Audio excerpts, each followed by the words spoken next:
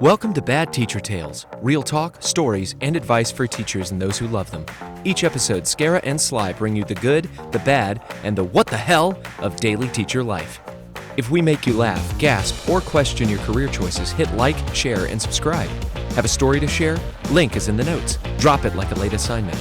All educational contributors are welcome, even our heroic custodians. You see everything and know the real dirt, so don't be shy. Send it in. These opinions aren't necessarily those of the hosts or Bad Teacher Tales. Some content may not be suitable for children. I know. Listener discretion advised. Welcome to Bad Teacher Tales. As you listen to this episode, keep in mind that this is a self-produced and edited podcast with no prior knowledge of how podcasts work. I have learned and grown since these earlier episodes. I promise the quality gets better as you move through Season 1 and into Season 2. As an educator, I value the learning process and work to give my students grace as they make mistakes along the way. Please allow us these same considerations while listening to these earlier episodes. Thank you. Welcome to Bad Teacher Tales. As you listen to this episode, keep in mind that this is a self-produced and edited podcast with no prior knowledge of how podcasts work. I have learned and grown since these earlier episodes.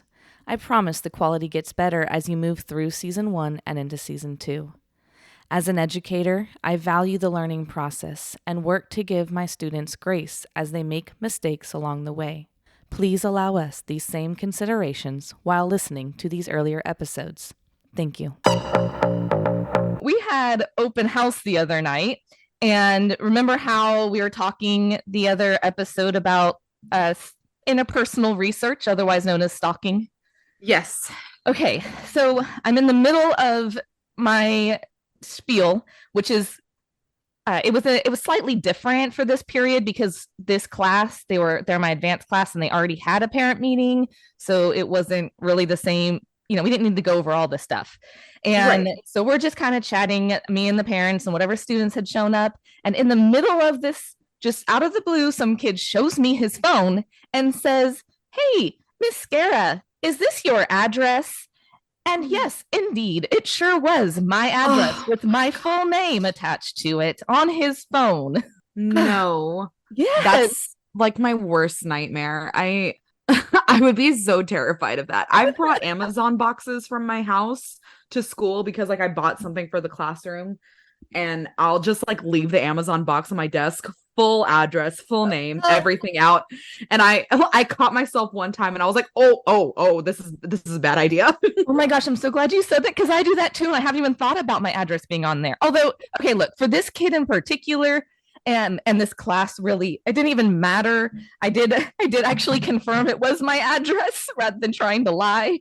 And I was like, yeah, it is. Why don't you come by during the Christmas holidays? Because my husband plays trombone out on our cul-de-sac, and some of the hay rides and all the neighborhood people will come by and listen to him play holiday music. And I created a 2.5-story light tree. And so in this particular case, the interpersonal stalking was not completely unwarranted, but it is still terrifying that was a possibility.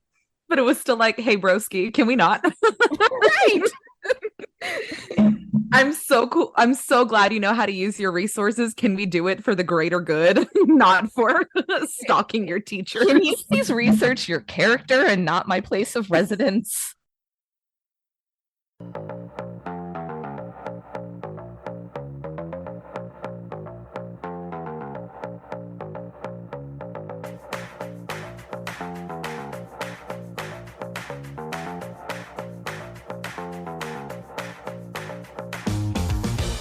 Welcome to Bad Teacher Tales, where each week we share the good, the bad, and the what the hell of daily teacher life.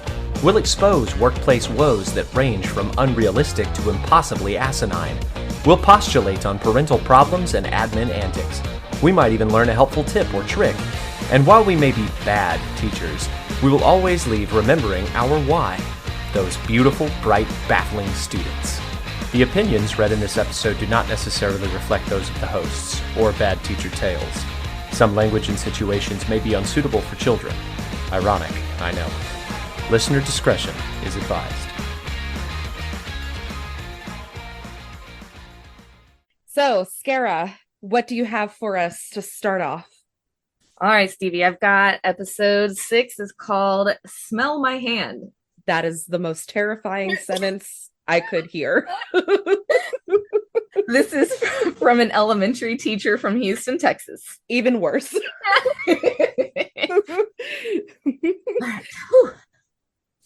One year, I was teaching kinder and I had planned a class party.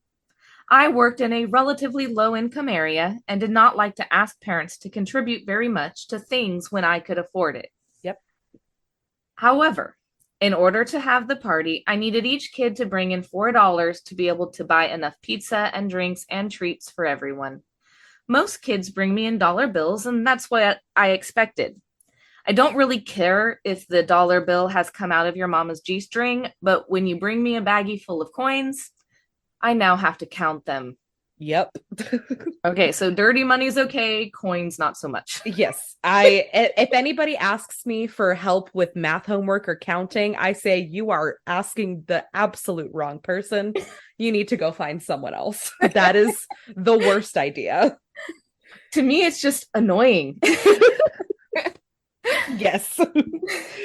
Well, one kid brings me in not dollars, not quarters, but dimes, nickels, and pennies to pay for their $4 party participation. Oh, no.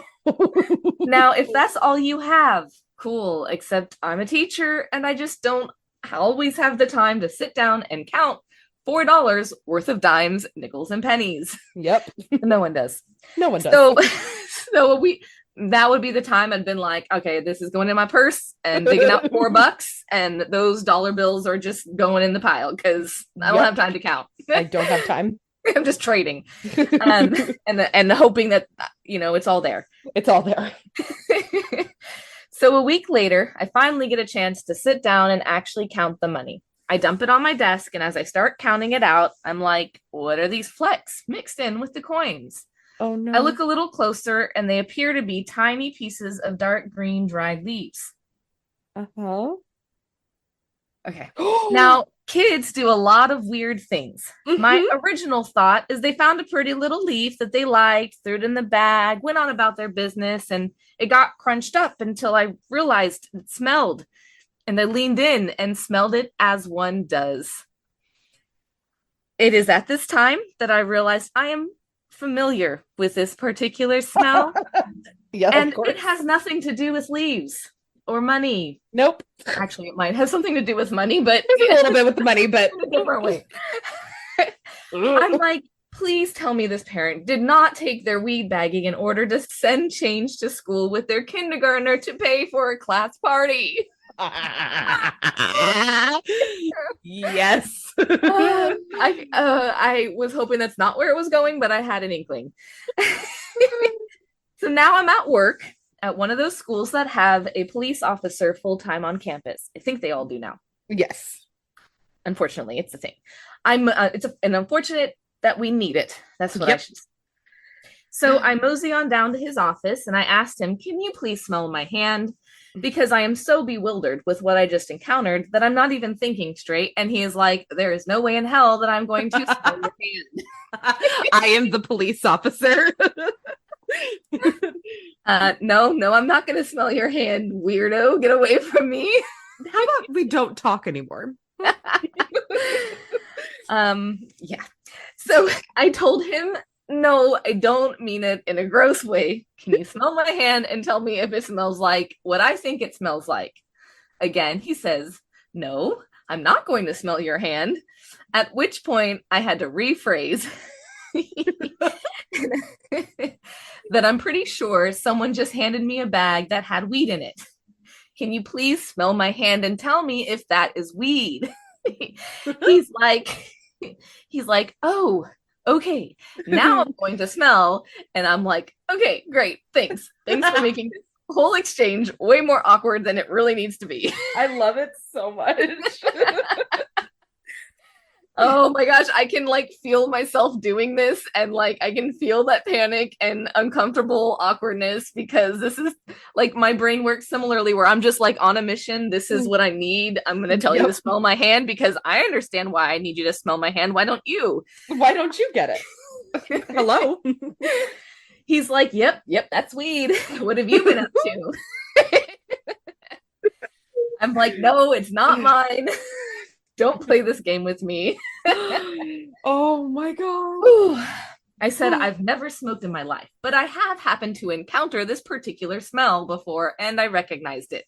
Yes. So after we have established what those little green specks in the money bag were, I came to the realization that after counting this money, I had simply taken the dried leaves and brushed them onto the ground. So now there is weed all over the floor in my office. Lovely. Oh, worst nightmare. Worst nightmare. I mean, she could have saved it and used it later. Like, what? I mean, yes, you're right. But oh my God. All right, I'm gonna follow that out with I have never smoked weed in my life. But it seems like the appropriate comment to have made at that point. Comment.